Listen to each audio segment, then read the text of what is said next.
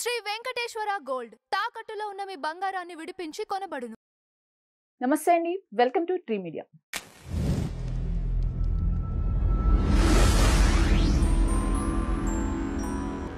ఈరోజు మనతో Bharatavarsha channel founder Sivaprasad గారు ఉన్నారు. సార్ నమస్కారం. నమస్కారం అండి. ఎలా ఉన్నారు? Fine fine. మీరు ఎలా ఉన్నారు? బాగున్నాను. జాతీయవాదం గురించి మాట్లాడటానికి ముందుంటారు. ఎందుకు సార్ దేశానికి సనాతన ధర్మానికి అసలు సంబంధం ఏంటి? ఈ రెండు కూడా ఇప్పుడు మనిషి శరీరంలో ఉన్న రెండు కళ్ళు లాంటివి. రెండు వేరు వేరు అలా కాదు. జాతీయత, ధర్మము, సనాతన ధర్మం ఈ రెండు మిళితమై ఉంటుంది. రెండింటిని విభజించి పడగొట్టి విడగొట్టి రకరకాలైనటువంటి కుయుక్తులు ఇప్పుడు కాదు, కొన్ని వేల సంవత్సరాల నుంచి జరుగుతుంది దేశంలో. కనుక ఆ రెండింటిని ఎప్పుడు కూడా మనం వేరుగా చూడకూడదు. అలాగే ఆ రెండు ఉన్నంత కాలమే ఈ దేశానికి ఆక్సిజన్. ఓకే. లేకపోతే ఒక ఇరాక్, సిరియా, లిబియా వంటి దేశాలు ఎలాంటివో భారతదేశం కూడా అటువంటిది. పేరుకే భారత. మీ దృష్టిలో అసలు ధర్మం అంటే ఏంటి? ఈ ధర్మం అనేది దేశానికి అసలు ఎలా ఉపయోగపడుతుంది? ఇప్పుడు చాలా మంచి ప్రశ్న. ఎందుకు అంటే చాలా మంది చాలా రకాలుగా ఆన్సర్స్ చెప్తారు. ధర్మం, సనాతన ధర్మం అంటాం. సనాతన అంటే ఏంటి? ఎప్పుడు మొదలైందో తెలియదు. అంటే మనకిప్పుడు మన ముత్తాతకు ముత్తాత గుర్తుకు లేడని చెప్పేసి మన వంశం లేనట్ట? కానీ కాదు. అలా సనాతన ధర్మం ఎప్పటి నుంచో మొదలైంది, ఎప్పటి వరకు ఉంటుంది. అది మనం పాటిస్తున్నామా లేదా అనే దాని మీద మనం డిపెండ్ అయి ఉంటుంది. రూల్స్ ఆర్ దేర్, మీరు పాటిస్తున్నారు లేదా. ధర్మం అనేది వ్యక్తికి సంబంధించింది. మతము ఇత్యాదివన్నీ కూడా ఒక సమూహానికి సంబంధించింది. కనుక సనాతన ధర్మం అనేది వ్యక్తి. ముందు వ్యక్తి నుంచి ధర్మ, అర్థ, కామ, మోక్షములు అనే ఏవైతే ఉన్నాయో ధర్మము, ఆ ధర్మము ద్వారా ముందు ధర్మం అంటే ఏంటో తెలుసుకోవాలి. దాని ద్వారా అర్థము, బ్రతకడానికి కావాల్సిన ధనము సంపాదించడం ఇత్యాదివన్నీ సంపాదించడం. కామము, అది కూడా ధర్మబద్ధంగా అనుభవించడం. వీటన్నింటిని దాటి మోక్షము. ఇది ధర్మం అంటే. సనాతన ధర్మం మనకు నేర్పుతున్నటువంటి ఒక 4 మెట్లు అనుకోండి. సో ధర్మం అంటే ఏంటంటే వ్యక్తికి సంబంధించింది. ఇది ముందు గుర్తుపెట్టుకోవాలి. వ్యక్తి సంస్కరించబడి, వ్యక్తులు సంస్కరించబడి ఒక సహృద్భావ ఆనందకరమైన వాతావరణంలో ఎల్లకాలము జీవించడానికి ఉపయోగపడేది ధర్మం. ఓకే. నిన్ను నీ స్వతంత్రతని కోల్పోయేలా చేసి, నిన్ను ఒక గొర్రెలాగా, జాంబీలాగా మార్చి, నీకు అసలు ఆలోచనలే రాకుండా చేసి అవతల వాడు చెప్పేదే నువ్వు వినాలి అని ఎవడైతే మారుస్తాడు. ఇప్పుడు ఆత్మహత్య దాడులు చేసుకుంటాడు. కారణం ఏంటి? వాడు ధర్మంలో లేడు, మతంలో ఉన్నాడు. అది ఏ మతం అన్నా కావచ్చు. పదే పదే పదే పదే వాడిని ఇంజెక్ట్ చేసి వాడి మదర్ బోర్డ్, బ్రెయిన్ అవతలోడు కంట్రోల్లో తీసుకుంటాడు. తీసుకొని, అంటే నాకు ఇలాంటి చెప్పినప్పుడు కోపం వస్తుంది కాబట్టి కంట్రోల్ చేసుకుంటున్నా. కంట్రోల్కి తీసుకొని, ఇదిగో నువ్వు ఇలా చేస్తే నీ పలానాది వస్తుంది అని అనడంతో వాడు తను పేల్చుకుని ముక్కలైపోతున్నాడు. ఎంత దారుణం అండి ఇది. సినిమాల్లో మనం చూస్తూ ఉండి ఆశ్చర్యపోతూ ఉంటాం. రియల్గా జరుగుతున్నాయి, మనం జస్ట్ అలా ఇగ్నోర్ చేస్తూ ఉంటాం. కనుక ధర్మం గొప్పది, అది వ్యక్తిని సంస్కరించేది. కనుక మతం ప్రమాదకరమైనది, అది ఎప్పుడు ఎలా పేలుతుందో తెలియదు. కనుక ఇది ధర్మానికి మతానికి తేడా.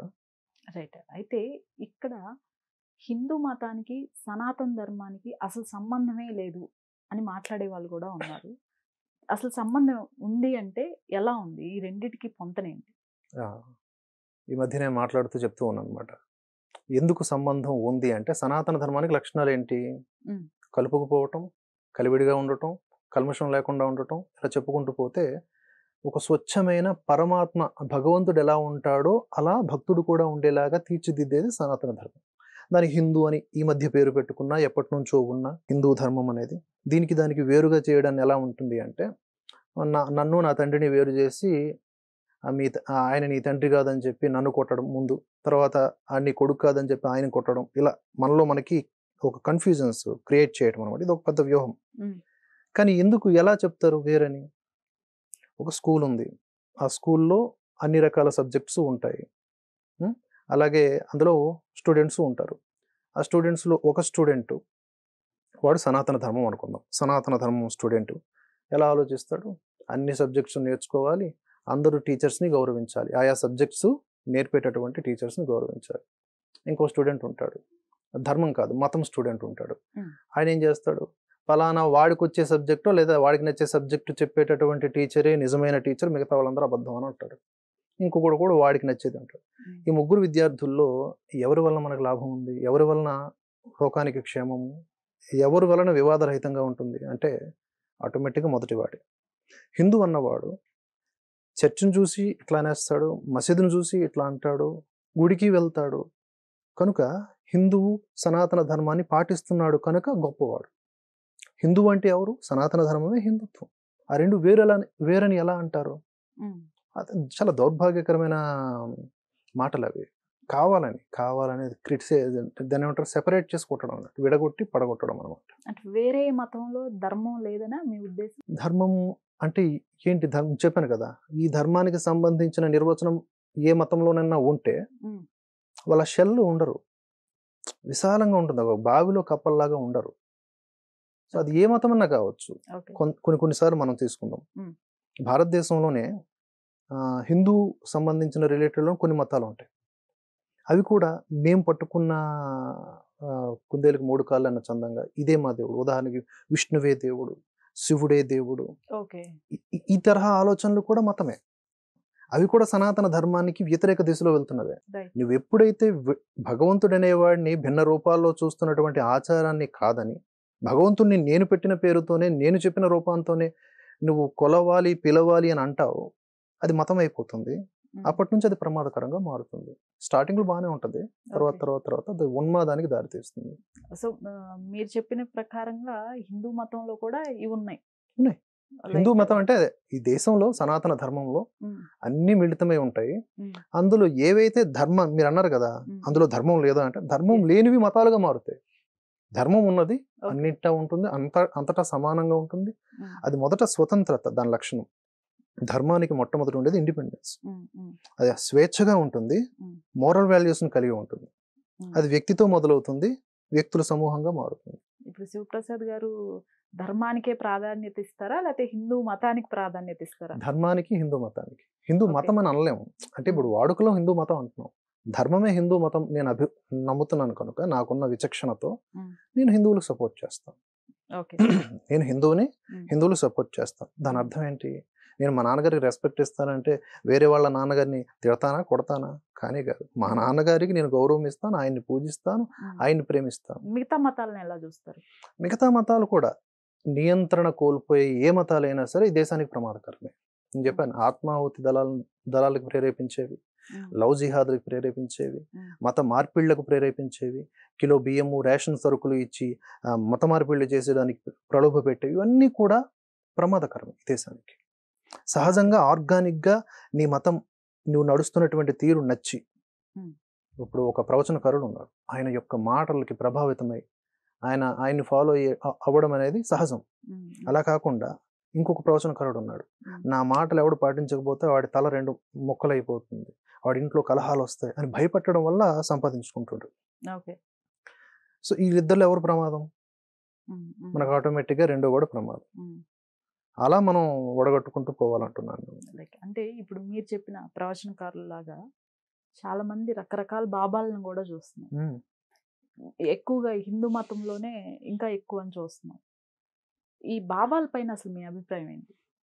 ముందుగా మనం కరెక్ట్ చేయాల్సింది ఏంటంటే, బాబా అనగానే హిందుత్వకు ఆపాదిస్తారు.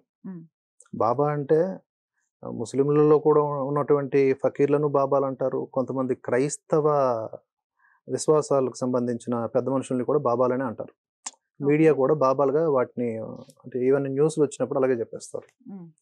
దీనివల్ల వచ్చే ప్రమాదం ఏంటంటే, ఇతర మతాలు లైక్ ఇప్పుడు హిందూయేతర మతాలు ఏవైతే ఉంటాయో అక్కడ ఆ పెద్ద మనుషులు చేసే తప్పుల్ని కూడా బాబా అని అభివర్ణించడం వల్ల, ఈ బాబా అంటే హిందుత్వ అనే కాబట్టి జనాలు చూసిన వాళ్ళంతా హిందువుల్లోనే దొంగ స్వామీజీలు ఉన్నారు, హిందువుల్లోనే ఈ దొంగ బాబాలు ఉన్నారని నమ్ముతారు.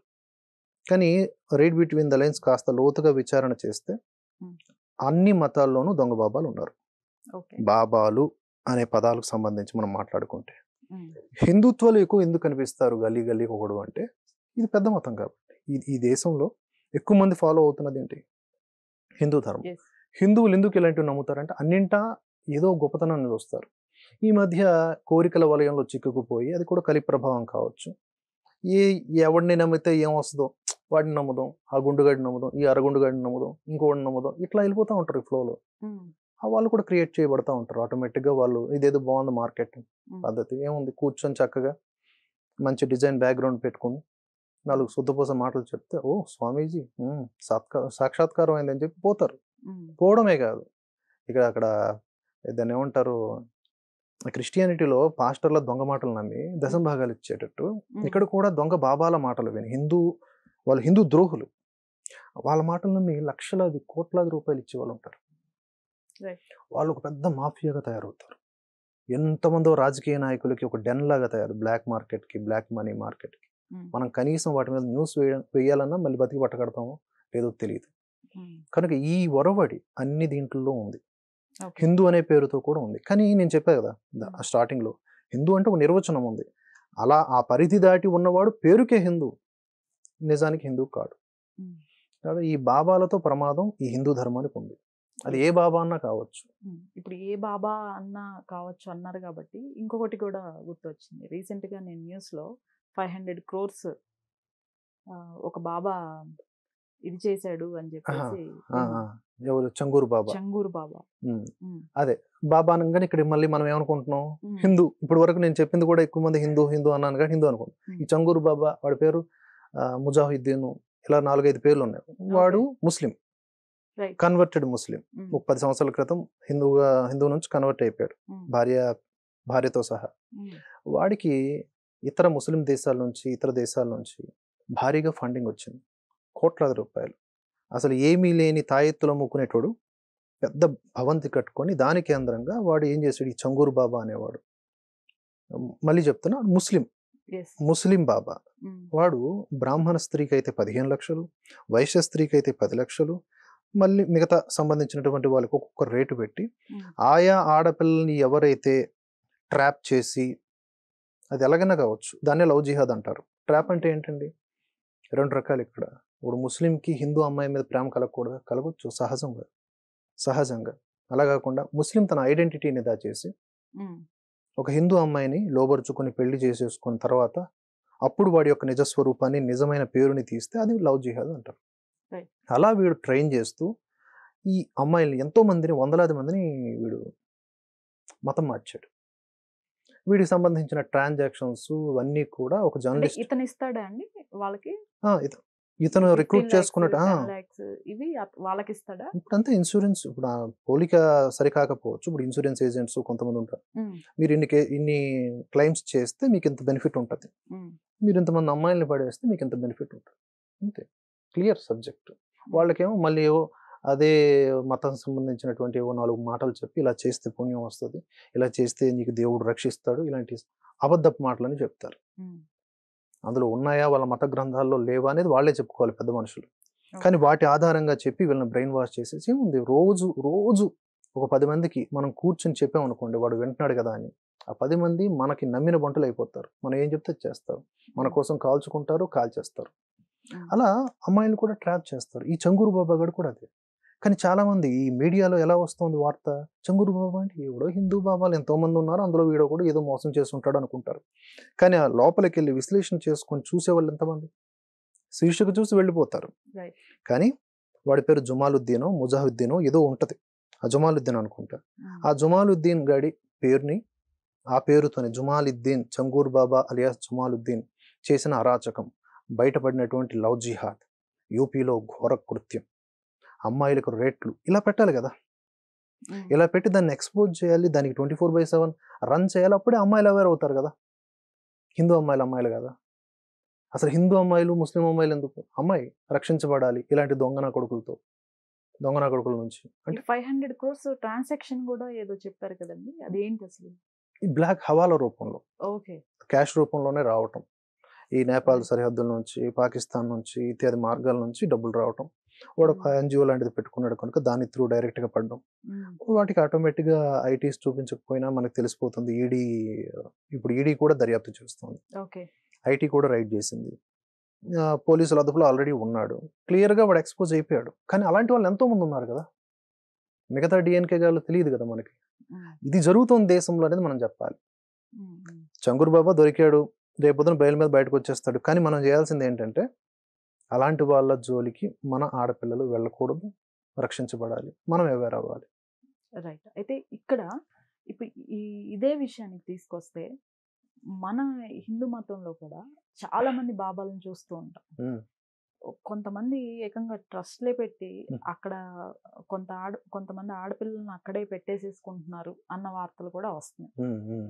నేను డైరెక్ట్‌గా అడుగుతాను. ఇప్పుడు మీకు ఈషాకి సంబంధించింది గానీ, లేకపోతే ఈషా ఫౌండేషన్ కానివ్వండి, లేకపోతే ఇస్కాన్ అని ఇంకోటి కూడా ఉంది.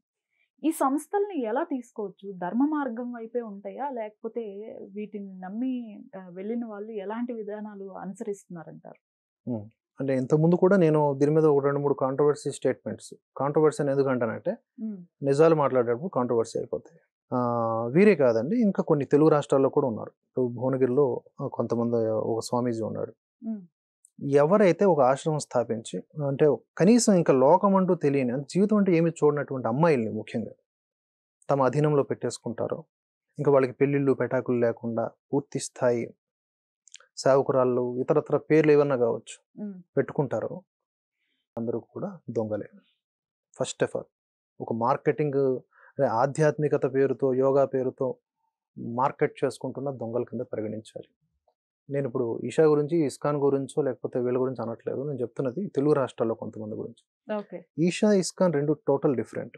ఇస్కాన్ భగవద్గీత ఓరియెంటెడ్, కృష్ణ భక్తి ఓరియెంటెడ్. కొన్ని కొన్ని చిన్న చిన్న అభిప్రాయాలకు సంబంధించిన ఇవి ఉండొచ్చు గానీ, అక్కడేమి స్త్రీలకు సంబంధించిన వివాదాలు లేవు. అక్కడ జెంట్స్ ఉంటున్నారు కదా! యాక్చువల్లీ. జెంట్స్ ఉన్నా కూడా వాళ్ళేమి సన్యాసులు కారు. ఓహ్! వాళ్ళు ఐటీలో పని చేసుకునే వాళ్ళుంటారు, ఉద్యోగాలు చేసుకుంటారు, సేవా కార్యక్రమాలు చేసుకుంటారు. రైట్. కృష్ణ భక్తిలో ఉంటారు. కొన్ని అంటే ఏంటి, ఉదాహరణకి శివుడిని నింద చేయటం. ఇప్పుడు కృష్ణుడిని నేను ఆరాధిస్తున్నా, కానీ శివుడిని ఎక్కడో ఒక చోట నింద చేయడం, తక్కువ చేయటం, డెమిగాడ్ లాగా చూపించడం, ఇలాంటి అభిప్రాయ భేదాలు తప్ప ఇస్కాన్ చేస్తున్న సేవ అది మనం కొలమానం లేనిది. హ్మ్. ఎంతోమంది, అంటే ప్రపంచవ్యాప్తంగా సనాతన ధర్మం గురించి పరిచయం అవుతున్నది ఇస్కాన్ ద్వారా కూడా. ఓకే. మళ్ళీ ఈషా వేరు. ఈషా ఏంటి అంటే, ఈషా కేంద్రంగా మీరంటున్న అమ్మాయిలకు సంబంధించిన కొంతమంది సన్యాసినులుగా మారిపోతున్నారు. అవును. అది వారి ఇష్టంతో మారుతున్నారు. మహా అయితే వందల మంది ఉంటారు. వాళ్ళేమైనా లక్షల మంది ఉన్నారా అంటే, 100 అయినా, 1 అయినా, 2 అయినా. కలియుగంలో సన్యాసము ఇవన్నీ కూడా వర్కౌట్ అవ్వవు ఫస్ట్ ఆఫ్ ఆల్. ఎవడన్నా కాషాయం వేసుకున్నా కూడా అనుమానించాల్సిందే. అందరిని కాదు. హ్మ్. మాక్సిమం. ఎందుకంటే కలియుగ ధర్మం ప్రకారం స్పష్టంగా శాస్త్రాలు కూడా చెప్తూ ఉన్నాయి. సన్యాసం సాధ్యం కాదు కలియుగంలో. ఓన్లీ సంసార సాగరంలోనే వాడు తరించి మోక్షాన్ని పొందాలని చెప్పాడు. అంటే కర్మల ద్వారానే ఉద్ధరింపబడాలి తప్ప కర్మకి దూరం చేయకూడదు. కర్మ అంటే పని. ఓకే. పనులకు దూరం చేసి ముక్కు మూసుకొని అదే పనిగా ఇంకా ఏ పనులు చేయకుండా అది సోమరిపోతు లక్షణం. హ్మ్. ధ్యానము భాగం కావాలి. దేంట్లో? మోక్ష సాధనలో. కానీ ధ్యానమే మోక్ష సాధనకు మార్గం కాదు. హ్మ్. నీ హ్మ్. కర్మలు చేయాలి. ఎందుకంటే మనం కొన్ని బ్యాగ్స్‌తో వస్తాం. పుణ్య, పాప, కర్మ ఫలాల్ని మన క్యారీ ఫార్వర్డ్ చేసుకొని ఈ జన్మనెత్తాం. మనకు కష్టం వస్తుందంటే మన పాపం హరిస్తుంది అనం. పుణ్యం వస్తుంది అంటే సుఖం కలుగుతోంది అంటే మన పుణ్యం హరిస్తుంది అని అర్థం. ఈ 2 జీరో అయితేనే మోక్షం. ఇంకో జన్మ ఉండదు. ఓకే. జన్మరాహిత్య స్థితి. అంటే మనం ఫ్రీగా ఉన్నట్టిక. మనకి ఇంకో బాడీలోకి వెళ్ళేది సరే, ఇది వేరే సబ్జెక్ట్. కర్మ అనేది ఇక్కడ మెయిన్. అది కాకుండా ఏం చేస్తున్నారు? ఇషా లాంటి వాటిల్లో గానీ, ఇంకా కొన్నిటిల్లో గానీ, ఆడవాళ్ళు కొంతమంది సన్యాసులులైపోతున్నారు. గుండ్లు గీసుకొని తెల్లబట్టలో లేకపోతే ఇంకేదైనా రంగుల వస్త్రాలు వేసుకొని. హ్మ్. అది వారు స్వచ్ఛందంగా చేస్తున్నప్పటికీ దాన్ని వద్దు అని చెప్పాల్సినటువంటి బాధ్యత సద్గురు గారికి ఉంది. జగ్గి వాసుదేవ్ గారికి ఉంది. అలా చెప్పట్లేదు ఎందుకు అని కొన్ని మాటలు మనం చెప్పడం జరిగింది. హ్మ్. ఇలా ఆధ్యాత్మికత పేరుతో ఉన్నటువంటి సంస్థలు కూడా బాధ్యతాయుతంగా వ్యవహరించాలి. కేవలం మార్కెట్, జనము క్రోధి చేసుకోవటం, సంపాదించుకోవటం, విస్తృతంగా వారి ఆలోచనలు, ఐడియాలజీలు ఏవైతే కొత్తవి తీసుకురావటం, ఉన్నవి కాదు. ఇప్పుడు ఓకే. గరికపాటి గారు ఉన్నారు, చాగంటి గారు ఉన్నారు, ఉద్దిపర్తి పద్మాకర్ గారు ఉన్నారు. వీళ్ళంతా కూడా ఏం చేస్తారండి? సామవేదం గారు వీరంతా హ్మ్. ఉన్న విషయాలు, శాస్త్ర సంబంధిత విషయాలు ముందుగా ఫార్వర్డ్ చేస్తారు. వారు తమ శరీరం ద్వారా, ఆ సాధనం ద్వారా 10 మందికి చెప్తారు. హ్మ్. కొత్తవి క్రియేట్ చేయరు. హ్మ్. హ్మ్. ఉన్నవి చాలు. అవి చెప్పడానికి జన్మ సరిపోదు. కానీ వీళ్ళు కొంతమంది అలా కాదు. కొత్తది క్రియేట్ చేస్తారు. ఒక కాన్సెప్ట్ క్రియేట్ చేసి దాని ద్వారా జనాల్ని గ్రాబ్ చేస్తున్నారు. ఓకే. కాబట్టి మీరు చెప్పిన ఈషా, ఇస్కాన్ 2 కలిపి చూడాల్సిన అవసరం లేదు. ఇస్కాన్ సేవలు వేరు. చిన్న హ్మ్. సిద్ధాంతపరమైన విభేదాలతో అప్పుడప్పుడు వివాదాలు నెలకొంటున్నాయి. హ్మ్. ఈషా మాత్రం కొంచెం పెద్ద స్థాయి విమర్శల్ని ఎదుర్కొంటోంది. అందులో ఇదొకటి. మీరు చెప్పినట్లే రకరకాలుగా తెలుగు రాష్ట్రాల్లో ఈ ఈ మార్కెట్ ఏదైతే ఉందో విపరీతంగా పెరిగిపోతుంది. కొన్ని సంస్థల పేర్లు గూడా ప్రస్తావిస్తే డైరెక్ట్ సెషన్స్ కూడా అసలు ప్రస్తావించడానికి వీలే లేకుండా కొన్ని చట్టాలు గూడా తీసుకొచ్చుకున్నారు వాళ్ళు. హ్మ్. ఈ లైక్ కుమారీలు అని వీళ్ళు చాలా చట్టాలు కూడా తీసుకొచ్చుకున్నారు. ఐడియా ఉందా మీకు దీనిపైన? ఎందుకని అంటే గవర్నమెంట్ కూడా ఎందుకు సపోర్ట్ సరే, చేస్తుంది? వారు అంత తెలివిని ప్రయోగిస్తే ఎందుకు గవర్నమెంట్ ఎందుకు సపోర్ట్ చేస్తుంది అంటే, గవర్నమెంట్ అంటే ఏంటంటే పార్టీలే, రాజకీయ పార్టీలు, రాజకీయ నాయకులు. వాళ్ళకి ఏంటంటే ఒక మనిషి వెళ్ళాడు అంటే ఆ మనిషి కనుక ఎన్ని ఓట్లు ఉన్నాయి చూస్తాడు. మనిషి, వాడి బాధ, వాడి వ్యక్తిత్వం. నువ్వు వెళ్ళావు అంటే నీ ద్వారా ఎన్ని ఓట్లు, నీకెన్ని ఓట్లు. అలా ఇప్పుడు అబ్రహ్మ కుమారీలైనా, నేను అనేది అబ్రహ్మ కుమారీల గురించి, మీరు అంటున్న దాని గురించి. అబ్రహ్మ కుమారీలు కానీ లేకపోతే ఇంకెవరన్నా కావచ్చు. అలా వెళ్ళంగానే వాళ్ళదో గుంపు, వాళ్ళకి ఓటు హక్కులు ఉంటాయి కదా. దేశవ్యాప్తంగా చూసుకున్న, రాష్ట్ర వ్యాప్తంగా చూసుకున్న 1,00,000 మంది ఉంటారు కదా. వాళ్ళు ఎందుకు కోల్పోతాను నేను? నీకేం కావాలి? నీది ఎన్జిఓ, ఎక్కడో కొండల దగ్గర ఎక్కడో ఒక చోట ఒక ఎకరా స్థలం కావాలి. ఏం చేస్తావు నువ్వు? సేవా కార్యక్రమం చేసుకో. అట్లా వాళ్ళకి కొంత పొలిటికల్గా ఎంకరేజ్మెంట్ ఉంటుంది. వాళ్ళకనే కాదు, ఆ బ్రహ్మ కుమారులకనే కాదు, చాలా మందికి ఉంటుంది. వాళ్ళకి ఎందుకు అంత పవర్ అనేదానికి ఇది ఓటు బ్యాంక్. ప్రతిదీ ఓటు బ్యాంక్. ఆ 1,00,000 మంది ఉపయోగమే కదా వీళ్ళకి. చాలా దూరం ఆలోచించే వాళ్ళు, వీళ్ళ వల్ల లాంగ్ రన్ లో ధర్మానికి, దేశానికి ప్రమాదం అనే వాళ్ళు వద్దు, వీళ్ళకి అవకాశం ఇవ్వకూడదు అనుకుంటారు. నాకు ఓట్లు లేకపోయినా పర్వాలేదు, నేను నీతి తప్పని అనుకునే వాళ్ళు ఎంతమంది ఉన్నారు. కనుక ఇంకోటి ఏంటి, ఈ కేసులు కాడు గుడ్డు ఏదో చెప్తున్నారు కదా, వాళ్ళు ఏం చేస్తారు? ఎంతమంది మీద కేసు పెడతారు? ఒకడు మాట్లాడితే 1,00,000 మంది మాట్లాడితే పెట్టమనండి 1,00,000 కేసులు. కనుక మార్పు మనలో రావాలి, ప్రతి ఒక్కరు మాట్లాడాలి. వాళ్ళ తాలూకా టెక్నికల్ అంటే వాళ్ళ తాలూకా ఇంటెలిజెన్స్ కూడా అదే. మాట్లాడేవాడి మీద ఒక కేసు వేసామంటాము, వాళ్ళ మీద మాట్లాడితే కేసులు వస్తాయిరా అని చెప్పి మిగతా వాళ్ళు మాట్లాడకుండా ఉంటారని. అందరం మాట్లాడదాం, రాని కేసులు. రాజకీయ నాయకులకు కేసులు ఉంటేమో అలంకరణలా, సామాన్యులము లేదా మన ఒక ధర్మం కోసం పోరాడే వాళ్ళ మీద కేసులు ఉంటే మేము నిందితులము లేకపోతే దోషులమా? మాకు అలంకరణలే, అంతే కదా. పెద్ద పెద్ద కేసులు ఉన్న వాళ్ళు సీఎంలు పిఎంలు అవుతున్నప్పుడు ధర్మం కోసం 4 కేసులు వేసుకుంటే ఏమైంది? అవి అలంకరణలే అవుతాయి. కనుక ఈ అబ్రహ్మ కుమారీలు కానీ వీళ్ళు కానీ ఎందుకు అంతా అంటే డబ్బు ఉందండి, విపరీతం డబ్బు. దాంతో ఏమైనా చేయొచ్చు. వరకు ఒక న్యాయ వ్యవస్థకు సంబంధించిన వింగ్ ఉంటుంది, ఎతుకుతారు, రంధ్రాన్వేషణ చేస్తారు. ఇదిగో ఫ్లోలో ఇది మాట్లాడారు, మమ్మల్ని అవమానపరిచారు, మాకు పరువు నష్టం కలిగించారు, కేసేస్తారు. ఒక 50,000 పోతే పోయింది, అంతే, అంతకుమించి ఏం లేదు. సనాతన ధర్మం ప్రకారం ఈ ధర్మంలో స్త్రీలకి ఎటువంటి ప్రాధాన్యత ఇవ్వబడింది? వీరికి ఎటువంటి హక్కుల్ని కల్పించింది? ఇప్పుడు స్త్రీని అణచివేసే ధర్మంగా సనాతన ధర్మం అని చెప్పేసి చాలా మంది లిబరాండ్లు, సోకాల్డ్ కమ్యూనిస్టులు, అర్బన్ నక్సల్స్ వీళ్ళందరూ కూడా మాట్లాడతారు. ఎక్కడ స్త్రీలను అణచివేసిందో ఇప్పటికీ నాకు అర్థం కాదు. వీళ్ళు సతీ సహగమనం ఇత్యాది బాల్య వివాహాలు కొన్ని తీసుకొస్తారు. అవి ఈ మధ్య చరిత్రలో జరిగినటువంటివి. వాటికి కొంత బ్యాక్గ్రౌండ్లో కొంత చరిత్ర ఉంది, అది ఎందుకు అలా జరిగింది. సతీ సహగమనం వీళ్ళు చెప్పే నిర్వచనంలో ఎక్కడా జరగల. కొన్ని చోట్ల కొన్ని రాజ్యాల దగ్గర స్త్రీలు తమకు తాము త్యాగం చేసుకున్నారు, దాన్ని సతీ సహగమనం అన్నారు. ఇలా చూసుకుంటూ పోతే స్త్రీని అణచివేసింది కదా సనాతన ధర్మం. వేదంలో కూడా స్త్రీ శబ్దం ధ్వనిస్తుంది. మనకి ఋషిపత్నులు అని అంటాం. స్త్రీలకు చాలా విలువ ఉన్నది. స్త్రీలు రాసినటువంటి ఎన్నో గ్రంథాలు ఉన్నాయి, స్త్రీలు చదివినటువంటి వేద సూక్తులు ఉన్నాయి, రుక్కులు ఉన్నాయి. ఎక్కడ తగ్గించాం? మామూలు సమీప చరిత్రలో కూడా అహల్యాబాయి గారు ఉన్నారు, స్త్రీ కాదా? సరోజినీ నాయుడు గారు స్త్రీ కాదా? మరి అప్పట్లోనే చదువుకున్నారు, ఎలా చదివేసుకున్నారు ఆవిడ స్త్రీ అయ్యుండి? సెలెక్టివ్ అప్రోచ్తో ఉండేటటువంటి వాళ్ళు చేసే ఒక విష ప్రచారం. సనాతన ధర్మం స్త్రీకి స్వేచ్ఛనిచ్చింది, కాకపోతే స్త్రీ రక్షించబడాలి అని కొన్ని నియమాలు పెట్టింది. స్త్రీ శారీరకంగా బలహీనురాలు. ఇది ఎవడు ఏ ఫెమినిస్ట్ వచ్చి మాట్లాడదామన్నా నేను రెడీ. నేను ఫెమినిజంతో మాట్లాడటం లేదు, మళ్ళీ అది వేరే. స్త్రీ శారీరకంగా బలహీనురాలు, మానసికంగా పురుషుడి కంటే ఒక 10 సంవత్సరాలు అడ్వాన్స్డ్గా ఉంటుంది. తన సలహాలు సూచనలు ఒక సంసారంలో ఉంటే ఉపయోగపడతాయి, లేదా ఒక ప్రభుత్వంలో ఉంటే ఉపయోగపడతాయి. అలాగే తను రక్షించబడాలని, ఎందుకంటే శారీరకంగా తను కొంచెం వీక్ కాబట్టి. అలా కొన్ని నియమాలు చెప్పారు, అది అణచివేతకం చూపిస్తూ ఉన్నారు. ఇప్పుడు వీళ్ళు ఏమంటారు, మాట్లాడితే మనుధర్మము స్త్రీలను అణచివేస్తోంది ఇది అని వాగుతారు. అదే మనుధర్మం స్త్రీల గురించి ఎన్నో విషయాలు చెప్పింది. వీళ్ళు మాట్లాడితే చెప్పేటటువంటి ఒక శ్లోకం ఉంటుంది, ఎత్ర నార్యస్తు పూజ్యంతే రమంతే తత్ర దేవత అని చెప్పేసి.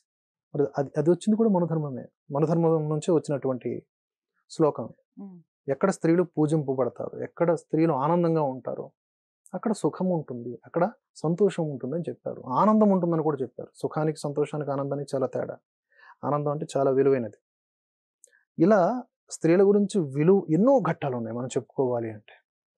ఈ స్త్రీ ఇప్పుడు సీతామాత ఉన్నారు. రామాయణం మొత్తం నడిచేది స్త్రీతోనే, సీతమ్మతోనే. మహాభారతం నడిచేది మొత్తం ద్రౌపది గారితోనే. ఆయా పాత్రల్ని కూడా ఔచిత్యాలు దెబ్బతీసేలాగా వీళ్ళు మాట్లాడతారు. మనం మన పురాణాలు తీసుకున్నా, ఎక్కడ తీసుకున్నా స్త్రీకి అంత విలువ ఉంటుంది. ఎందుకు లేదంటారు? అంటే ఇక్కడ ఇప్పుడున్న ఆధునిక యుగానికి ఒకప్పుడు చెప్పిన ఈ మన ధర్మంలో కానివ్వండి, వీటికి సంబంధించి స్త్రీకి సంబంధించి గృహస్థ ధర్మం అని ఇలా వివరించడం జరిగింది. ఇప్పుడున్న ఈ ఆధునిక శైలిలో దీన్ని ఎలా లింకప్ చేస్తారు? అంటే వర్కౌట్ అవుతుందా అసలు? ఇంతకుముందు ఇంట్లోనే ఉండేది స్త్రీ, ఇప్పుడు బయటకు వెళ్తుందని. సనాతన ధర్మం తల గొప్పతనం అది. ఇప్పుడు కొన్ని రూల్స్, ఇప్పుడు మనుధర్మం అంటారు కదా వీళ్ళు మాట్లాడతారు. మనుధర్మంలో చివరిలో ఏముంటుంది, ఇందులో కొన్ని అమెండ్మెంట్ చేసుకోవచ్చు కాలానుగుణంగా. ఉంది, కాలానుగుణంగా మీరు మార్చుకోవచ్చు. ఆ స్వేచ్ఛనిచ్చారు. అది రాసినటువంటి పెద్దలు. మనువు అంటే ఎవరు? వ్యక్తి కాదు, అది ఒక రాజ్యాంగం సంబంధించినటువంటి ఫార్వర్డ్ అవుతూ ఉండేటటువంటి కొన్ని విషయాల సమాహారం. అది పూర్తిగా మనం మాట్లాడాలి అంటే కేవలం ఆ సబ్జెక్ట్ మీద మనం మాట్లాడితే ఇంకా అర్థవంతంగా ఉంటుంది. అది ఇంకో సందర్భంలో. ఇప్పుడు స్త్రీ కాలంతో పాటు మారాలి. మారకపోతే అవ్వదు అన్నప్పుడు కూడా లేదు నేను అలాగే ముసుగేసుకుని ఉంటానంటే అది మూర్ఖత్వం అవుతుంది. భగవంతుడు నీకు స్వేచ్ఛగా బ్రతకడానికి అవకాశం ఇచ్చి కూడా నువ్వు అందులోనే ఉంటాను అంటే అది నీ మూర్ఖత్వం. కనుక కాలంతో పాటు స్త్రీ కూడా కష్టపడాలి అని మారాలి. దాంట్లోకి మనం అడాప్ట్ కాబడాలి అంతే. ఇప్పుడు ఎలా అంటే ఒక ఆపదలో, ఒక వరదలో వచ్చేసేయండి. వరద వస్తూ ఉంది, ఒక వ్యక్తి కొట్టుకుపోతూ ఉన్నాడు. ఆయన భగవద్భక్తుడు. ఆయన చూస్తూ ఉన్నాడు, భగవంతుడు వచ్చి నన్ను తీసుకెళ్తాడు, కాపాడుతాడు. ఎందుకంటే పుట్టినప్పటి నుంచి ఇప్పుడు ఈ ఆపదలో చిక్కుకుపోయినంత వరకు వాడు భగవన్నామం తప్ప ఇంకోటి చేయట్లేదు. అలా మరి వస్తుంటే ఇంతలోగా ఒక ఎవడో నావికుడు వచ్చాడు, అదే ఒక పడవ మీద వచ్చాడు ఒకడు. వచ్చి రారా బాబు ఇక్కడ అంటే లేదు భగవంతుడు వస్తానన్నాడు. వాడు వెళ్ళిపోయాడు. ఇంకేదో వచ్చింది. ఆఖరికి ఒక చెట్టు కొమ్మ వచ్చింది పెద్దది, దాన్ని పట్టుకున్న చాలు, లేదు భగవంతుడు వస్తాడని అలా చచ్చిపోయాడు. భగవంతుడు అవకాశాలు ఇచ్చాడు. భగవంతుడే రావాలి అనే నీ మూర్ఖత్వం నిన్ను ఎలాగైతే తినేసిందో, ఇక్కడ స్వేచ్ఛగా బ్రతకాలి అనే అవకాశాలు ఇన్ని అదే సృష్టికర్త క్రియేట్ చేస్తున్నా కూడా నువ్వు దాన్ని వినియోగించుకోకుండా మూర్ఖంగా ఉంటానంటే ఎలాగా? స్త్రీ సంరక్షించబడుతూ, స్త్రీకి స్వేచ్ఛనిస్తూ, స్త్రీని అన్ని విషయాల్లో కూడా మనం నడపాల్సినటువంటి కాలంలో ఉన్నాం కనుక దాన్ని తప్పుగా చూడాల్సిన అవసరం లేదు. చూడమని చెప్పలేదు కూడా శాస్త్రవేత్తలు. కానీ అంటే ఇలానే ఉండాలి స్త్రీ అని కట్టుబాట్లు, నియమాలు ఏం లేవంటున్నారు? లేదు, కట్టుబాట్లు ఉన్నాయి. స్త్రీకే కాదు, స్త్రీ పురుషులు ఇద్దరికీ ఉన్నాయి. కట్టుబాట్లు, నియమాలు అనేవి ప్రతి వ్యక్తికి సంబంధించినవి. వ్యక్తిగా ప్రతి ఒక్కరూ నియమాలు పాటించాల్సిందే. ఉదయకాలాన్నే లేవటం, తొందరగా పడుకోవటం, మంచి సాత్విక ఆహారం తీసుకోవటం, లేదా కష్టపడేవాడు ఏ ఆహారమైనా తీసుకోవచ్చు, మాంసాహారం కూడా తీసుకోవచ్చు. ఇట్లా ప్రతిదానికి ఒక నియమావళి పెట్టున్నారు పెద్దలు. అదే ఇప్పుడు కొంతమంది డైటీషియన్ల పేరిట చేసే వ్యాపారం. కొత్తగా వాళ్ళు ఏం చెప్పారు, నేను అనేది ఆ యొక్క నియమాలు పాటిస్తూనే ఉండాలి. అవేమీ బానిసత్వానికి సూచిక కాదు. వీళ్ళు మారుస్తారు ఈ మూర్ఖులు. ఒక స్త్రీ బయటకు వెళ్ళేటప్పుడు కొంచెం నీట్గా, కొంచెం నిండుగా ఉండాలి, బొట్టు గాజులు అన్నీ పెట్టుకోవాలి. అంటే మీరు స్త్రీని అణచివేస్తున్నారు అనమాట. గాజులు పెట్టుకోకపోతే స్త్రీ కాదురా నాయన, అలా వేసుకుంటే ఇంకా కొంచెం అందంగా శోభిల్లుతుంది, చూడంగానే అమ్మ అనాలనిపిస్తుంది, 4 నిమిషాలు ఆవిడతో ఉంటే మహాలక్ష్మితో ఉన్న ఫీలింగ్ వస్తుంది. అట్లా అయినా పెద్దవాళ్ళు నిర్ణయించారు. అలా నియమాలు, కట్టుబాట్లు ఫాలో అవ్వాల్సిందే. దాంతోపాటు ఇప్పుడు చీర కట్టుకొని పార్లమెంట్కి వెళ్ళకూడదా? నిండుగా ఉండి పార్లమెంట్లో స్పీచ్లు ఇవ్వకూడదు? నిర్మలా సీతారామన్ గారు ఇవ్వట్లా? నేను అదే అంటున్నాను. ఆవిడ నియమాలు పాటిస్తోంది, స్వేచ్ఛగా తన యొక్క లక్ష్యాన్ని చేరుకుంటోంది. అదే సనాతన ధర్మం. ఓకే. అంటే స్త్రీకి సంబంధించి మీరు కొన్ని చెప్పారు. పురుషుడికి ఎలా ఉంటాయి అంటారు మరి? పురుషుడు కూడా అంటే ఒకప్పుడు పోల్చుకుంటే స్త్రీ ఇల్లు చూసుకునేది, పురుషుడు బయటకు వెళ్ళి కష్టపడొచ్చేవాడు. ఎవరికైనా సరే నిద్రాహార నియమాలన్నీ ఒకటేనండి. ఎవరికైనా సరే నిద్రాహార నియమాలు ఇత్యాది. జంతువుకి మనిషికి ఉన్నటువంటి కొన్ని తేడాలు ఉంటాయి. నిద్రాహార మైథునాల్లో అది సమమే, మనము సమమే. మనకి దానికి తేడా ఏంటి అంటే ఆలోచన కలిగి ఉంటాం, అది ఆలోచన కలిగి ఉండదు. అది తప్పులు చేయదు, మనకు తప్పులు చేసే ప్రమాదం ఉంది. ఎందుకంటే మనకు ఆలోచన శక్తి ఇచ్చాడు ఈశ్వరుడు. అవి ఆకలి తీరిపోయిన తర్వాత ఇంకో జీవి కనబడుతున్నా తినవు అవి. మనం ఇంకో 100 జీవులనైనా చంపేసి దాచుకుంటాం. అది ఆ ఎరుకలోనే మనం ఉండాలి అనేది కదా కాన్సెప్ట్ ఇక్కడ. పురుషుడికి కూడా చాలా చాలా చెప్పారు. ఓకే. ఆధ్యాత్మికంగా ఎలా ఉండాలి, ఒక గురువు దగ్గర ఎలా ఉండాలి, ఒక ధర్మబద్ధంగా సంపాదన ఎలా చేయాలి, ఒకే స్త్రీ భారీగా ఎలా కలిగి ఉండాలి. రాముడిని ఉదాహరణగా చెప్పేది పురుషుడికే కదా. ఇతని వేషధారణ ఎలా ఉండాలి? వేషధారణ కాలంతో పాటు. ఇప్పుడు నేను అమెరికాలో ఉండి అక్కడ పంచ కట్టుకుంటానంటే ఆ చల్లగాలులకి పోతాం. ఇది సేమ్ అమ్మాయిలకు కూడా అప్లికబుల్ అవుతుంది. అప్లికబుల్ అవుతుంది. కరెక్ట్. పక్కాగా అప్లికబుల్ అవుతుంది. ఇప్పుడు అమెరికాలో ఉండేటప్పుడు అక్కడ ఉండే వస్త్రధారణ, అక్కడ ఉండే శీతోష్ణ స్థితి పరిస్థితులు బట్టి వేసుకోవాలి. అక్కడ కోట్లు ఇప్పుడు మనది వేడి ఉండేటటువంటి ప్రాంతం కదా. ఇక్కడ నేను కోట్లు వేసుకుంటే అమెరికా వాళ్ళు బిల్డప్ ఇస్తానంటే నువ్వే పోతావు, నీకే సెగ్గడ్లు వస్తాయి వేడి చేసి. చిన్న లాజిక్ అంతే. ఇక్కడ ఉండేటటువంటిది ఇక్కడ వేసుకుంటే బాగుంటుంది అన్న ఉద్దేశం. రైట్. ఇప్పుడు మనము లేడీస్ గురించి ఇంత మాట్లాడుకుంటూ ఉన్నాం. ఇదే శివప్రసాద్ గారు ఒక జర్నలిస్ట్ పైన కొన్ని వీడియోలు చేయటం జరిగింది. తులసి చంద్ తన పేరు. ఎందుకు చేయాల్సి వచ్చింది తన పైన వీడియోలు? తను కూడా కౌంటర్ ఇవ్వటం జరిగింది. బ్రహ్మాండంగా ఇస్తారు మాకు కౌంటర్స్, అండ్ మేము కూడా ఇస్తూ ఉంటాం. మాది ఎన్కౌంటర్, వాళ్ళది కౌంటర్. ఎన్కౌంటర్ అంటే మాది ప్రతిచర్య, వాళ్ళది చర్య. వారు ఒక ఫ్లోలో చెప్పుకుంటూ పోతారు, అదే ప్రపంచం వినాలని అనుకుంటారు. అది కాదు ఇది అని చెప్పి మనం ఖండిస్తాం. నువ్వే నన్ను ప్రశ్నిస్తావా? ఆవిడ ఇంతవరకు ఉమెన్ కార్డు తీసిందని అనుకోలేదు, బట్ ఉమెన్ కార్డు తీసినా కూడా ఒక స్త్రీనే ప్రశ్నిస్తావా అంటే ప్రశ్నిస్తాం. స్త్రీయా పురుషుడా నపుంసకుడా మాకు అనవసరం. సిద్ధాంతపరంగా పోరాటం జరుగుతున్నప్పుడు, మేధోపరమైన యుద్ధం జరుగుతున్నప్పుడు తప్పకుండా ప్రతిఘటిస్తాం. అవతలి వాళ్ళు ఎన్ని ఇబ్బందులు పెట్టడానికి సిద్ధంగా ఉన్నా వాటన్నింటిని ఎదుర్కోవడానికి సిద్ధపడి ఈ రంగంలోకి వచ్చాం కనుక. ఇప్పుడు తులసి చందు గారితో అంతకుముందు నేను 2-3 నెలల క్రితం చేసిన వీడియో తులసి చందు అండ్ రావణ్ అని ప్రశ్న రావణ్ కూడా నాకు పరిచయమే. వ్యక్తిగతంగా వీడు పరిచయం ఉన్నోళ్ళే.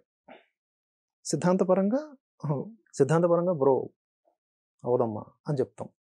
వాళ్ళు కూడా అవ్వదు, మేము చెప్పేది వాళ్ళకి యాక్సెప్ట్ చేయగలరు. ఇప్పుడు ఏంటి, ఆవిడ చెప్పే విషయాలు నేను ఖండించాలి, నేను చెప్పే విషయాలు ఆవిడ ఖండించాలి. అలా కాకుండా వ్యక్తిగతంగా దాడులు చేశామంటే దాని అర్థం ఈగోగా తీసుకుంటున్నారని. సిద్ధాంతపరమైన పోరాటానికి మీరు సమర్థులు కారు. అలా ఇప్పుడు మీరు అన్నారు స్త్రీ అయి ఉండి ఆవిడని అలా అనొచ్చా? ఏమన్నాం? అమ్మ అనే కౌంటర్ ఇచ్చాం, ఎక్కడ దోషం చేయలేదు. కేవలం మీరు చెప్పేటటువంటి నెరేటివ్ ఈ దేశానికి వ్యతిరేకం, కరెక్ట్ కాదు అని చెప్పాం, అంతే. ఇప్పుడు రాముడు కూడా తాటకి ఇత్యాది వంటి శూర్పణఖ ఇత్యాది వంటి అంటే అలా ఏం పోల్చట్లేదు తులసి చందు గారిని. తులసి చందు గారు సాటి జర్నలిస్ట్. నాకు రాముడు స్త్రీలతో పోరాడాడు అని చెప్తున్నాను నేను. అలా నేను రాముడిని కాదు, ఆవిడేమీ శూర్పణఖ కాదు, నాకు అంత సీను లేదు, నేను రాముడితో పోల్చుకునేంత కాదు, కానీ రాముడిలా ఉండాలనుకుంటాను. ఓకే, ఇక్కడ మళ్ళీ దీన్ని కూడా కాంట్రవర్సీ చేస్తారు కాబట్టి నేను వ్యక్తిగతంగా నేను ఎప్పుడు దూషించను. దమ్ముందా నీకు, అది ఎవరికైనా కావచ్చు, సిద్ధాంతపరంగా ఫైట్ చేయ, మంచి బ్యాటిల్ చేయొచ్చు, జనాలకు వదిలేద్దాం. అంటే మీ పరంగా మీకు వ్యక్తిగతంగా ఏమైనా విమర్శలు ఏమైనా చేశారా మిమ్మల్ని? నాకా వ్యక్తిగతంగా అంటే రమణ్ లాల్ గారి కేసు ఒకటి ఉందిలేండి నాది. ఆ విషయంలో మాట్లాడారు, అది చాలా క్లియర్గా 1 hour ఎక్స్ప్లెనేషన్ ఇచ్చాను. అది అవసరమైతే నా ఛానల్లో ఇప్పుడు చెప్పొచ్చు అంటే విత్ యువర్ పర్మిషన్ భరతవర్ష ఛానల్లో తులసి చందు వర్సెస్ దువ్వాడ శివప్రసాద్ అని కొడితే గూగుల్లో కూడా డైరెక్ట్గా వచ్చేస్తుంది. అందులో క్లియర్గా ఎక్స్ప్లెయిన్ చేశారు టైం టు టైం. అంటే మన మీద ఒక నింద వేయటం ఎంత సులువు, దాన్ని మనం కడుక్కోవడం బయటపడడం అనేది అంత కష్టం. సో నువ్వు ఇది అని అన్నప్పుడు ఇది కాదు అని చెప్పుకోవడానికి ఎక్స్ప్లెనేషన్ కావాలి కనుక దానికి 1 hour పట్టింది నాకు. చెప్పాను. అది కూడా మేము ఎక్కడైనా గిల్ట్ ఫీల్ అయ్యి ఎక్కడైనా తప్పు చేసాము అనిపిస్తే అవును తులసి గారు మేము తప్పు చేసాం, గట్టి కొట్టారు అని అనుకోవడానికి.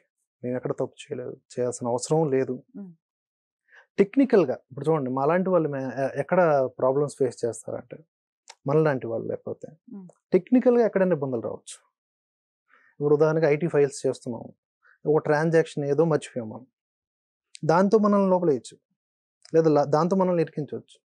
అది తెలియకుండా అవగాహన రాహిత్యంతో చేసేటటువంటి వాటిని కూడా పట్టుకుని దురికేటర్ వేయడం అంటే ఇదంతా ఏంటంటే చేతకాంతనం. నీకు ఎప్పుడైతే మ్యాటర్ సరుకులో అదే సిద్ధాంతపరమైన సరుకు లేదు, మేధోపరమైనటువంటి యుద్ధం నువ్వు చేయలేవు, అప్పుడు వ్యక్తిగతంగా దాడి చేస్తావని నేను ఆవిడని ఎండగట్టడం జరిగింది తప్ప ఒక స్త్రీగా ఆమెను ఏం అనలేదు. ఎందుకంటే తనకి పిల్లలు ఉన్నారు. తను కూడా స్ట్రగుల్ చిన్న అంటే ఒక ఎలాంటి స్థితి నుంచి వచ్చింది, పేదరికం నుంచి వచ్చింది. ఓకే. ఈటీవీ లాంటి వాటిలో జర్నలిజం కోర్స్ చేసుకుని అంత సింపుల్గా ఏమి ఈ పొజిషన్కి రాలేదు. బట్ ఆ సిద్ధాంతం దేశ వ్యతిరేక సిద్ధాంతం ఆవిడది. ఆవిడ భావజాలం ప్రమాదకరం. అది హిందూ హేట్రెడ్. హిందువులు అంటే పురుగులు, వాళ్ళకి హిందువులు అంటే నీచులు. మరి అలాంటి వాళ్ళని మేము అలా యాక్సెప్ట్ చేస్తాం? ఒక సోదరిగా, ఒక సాటి జర్నలిస్ట్గా పర్సనల్గా రెస్పెక్ట్ ఇస్తాం. ఆ వీడియోలో నేను చెప్పాను, తులసి చందు గారి యొక్క ఆఫీసులోనే ఒక ఆయన సూసైడ్ చేసుకోవడానికి అటెంప్ట్ చేసుకుంటే ఆ ప్రాణాపాయ పరిస్థితుల్లో సాయం చేసింది మా సీనన్నే. అదే మా రైట్ వింగ్కి సంబంధించి అనుకోండి. వాళ్ళు లెఫ్ట్ కదా, లెఫ్ట్ రైట్ ఏం లేదు ఇక్కడ, అందరం ఒకటే స్ట్రైటే. మనం అప్పటికప్పుడు ఏర్పాటు చేసి మనకు ప్రొటెక్ట్ చేసాం. అలా అని ఇప్పుడు తులసి చందు గారిని ఆ పాయింట్లో మనం క్రిటిసైజ్ చేయకూడదు కదా. ఆయన పర్సనల్ ఎంతోనో ఆయనకి ఏదో ఇబ్బందులు వచ్చాయి. అట్లా నేను ఆలోచిస్తాను అనమాట. అంతేగాని తులసి చందు గారికి యాజ్ ఎ ఉమెన్గా నేనేమన్నా సిద్ధాంతపరంగా వదలను. ఇప్పుడు ఈ దేశానికి సంబంధించి భారతదేశం సెక్యులర్ కంట్రీ, ఈ స్టేట్మెంట్ ని ఒప్పుకుంటారా, లేకపోతే ఇది మంచిదంటారా చెడ్డదంటారా? కరెక్టే. మనం ఇంతకుముందు టెక్నికల్ అని అన్నాం కదా, టెక్నికల్ గా సెక్యులర్ కంట్రీ. ఎందుకు రాజ్యాంగంలో ఉంది కనుక వీ షుడ్ ఫాలో దట్. కానీ అది ఎప్పుడు చేర్చారు? 1976 ఇందిరాగాంధీ హయాంలో చేర్చారు, ఎమర్జెన్సీ ఆ టైంలో చేర్చారు. అంతకుముందు ఏం లేదుగా. ఈ దేశం మొక్కలైంది ఏ ప్రాతిపదికన? మత ప్రాతిపదికన. బంగ్లాదేశ్, పాకిస్తాన్ వాటికంటూ అంటే మా మతానికి ఒక దేశం కావాలని కదా విడిపోయారు. అప్పుడు ఇది ఏ దేశం కావాలి? హిందూ దేశమే కావాలి. అప్పుడు క్రిస్టియన్స్ లేరు కదా, ఉన్న చాలా అల్ప శాతంలో ఉన్నారు. ఇప్పుడు విజృంభిస్తూ ఉన్నారు. దానికి కారణం వేరే ఉంటాయి, వేరే మాట్లాడదాం. ఇప్పుడు మత ప్రాతిపదికన విడిపోయినప్పుడు భారతదేశం దీన్ని హిందూ దేశంగా ఎందుకు చూడకూడదు? ఇప్పుడు పాకిస్తానే కాదు, ఆఫ్ఘనిస్తాన్, ఇరాక్, సిరియా, లిబియా ఇన్ని ఇస్లామిక్ కంట్రీస్ ఉన్నాయి. అండ్ చాలా వరకు పాశ్చాత్య దేశాలు అఫీషియల్గా అనౌన్స్ చేయకపోయినా అవన్నీ క్రిస్టియన్ కంట్రీసే.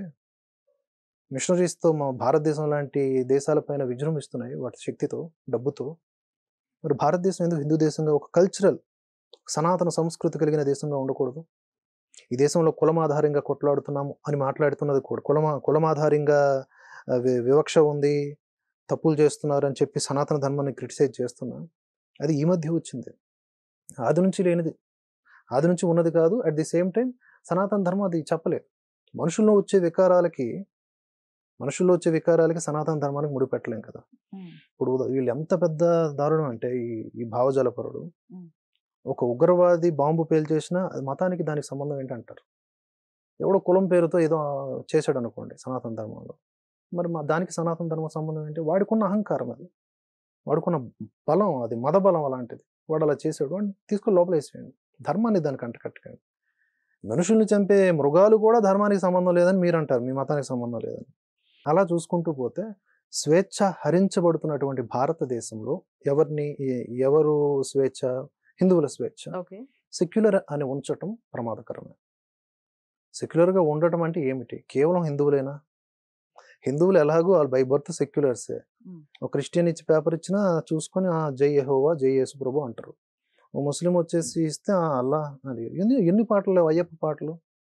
అయ్యప్ప పాటల్లో అల్లా మిళితమే ఉంటాడు. సాయిబాబా పాటల్లో ఇంకా యేసు ప్రభు, అల్లా, కృష్ణ మొత్తం అన్ని మిళితమైపోయి ఉంటాయి. ఇంతకంటే బెస్ట్ సెక్యులరిస్ట్ ఎవరు ఉన్నారు?